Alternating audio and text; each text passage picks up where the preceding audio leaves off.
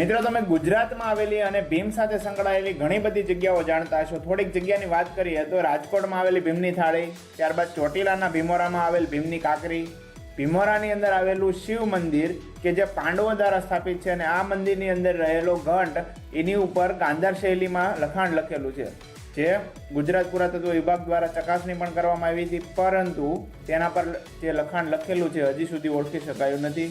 તો આવી ઘણી બધી વસ્તુઓ કે જે પાંડવો દ્વારા સ્થાપિત છે અને પાંડવો સાથે સંકળાયેલી છે, એવી જ એક જગ્યાએ આજે આપણે જવાના છીએ કે એવું માનવામાં આવે છે કે ભીમના ખાટલાના પાયા આ જગ્યા પર આવેલા છે.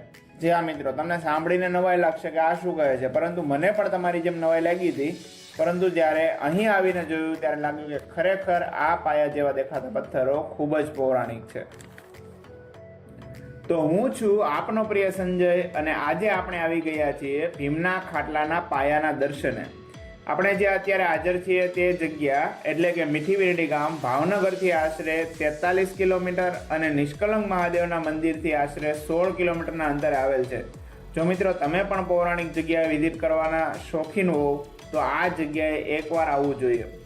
તમે ભાવનગરના દરિયા કિનારા અને તેની સાથે સંકળાયેલા પાંડવોનો ઇતિહાસ તો જાણતા જ હશો.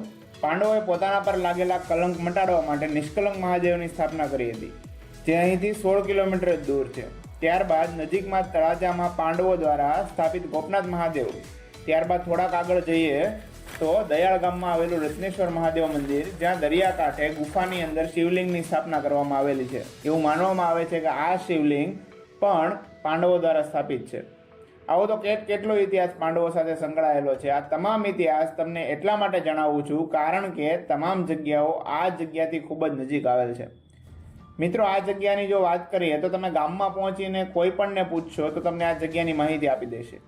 આ જગ્યા રોડથી આશરે 80-90 મીટર દૂર છે, અને જો તમે 2 વ્હીલ લઈને આવતા હો તો તમે છેક સુધી પહોંચી જશો, અને જો 4 વ્હીલ લાવતા હોય તો રોડ પર જ રાખીને આવો એવી મારી પર્સનલ સલાહ છે, કારણ કે પથ્થરો અને વરસાદ હોય તો પહોંચવામાં મુશ્કેલી પડી શકે.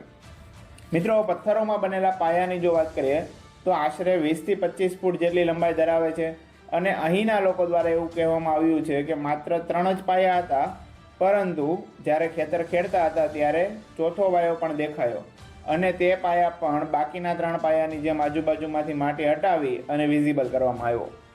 અહીંના લોકોની માન્યતા એવી છે કે જો આપણે આ પાયામાં રહેલા સ્પેસમાંથી નીકળી જઈએ તો આપણા પાપ ધોવાઈ જાય છે.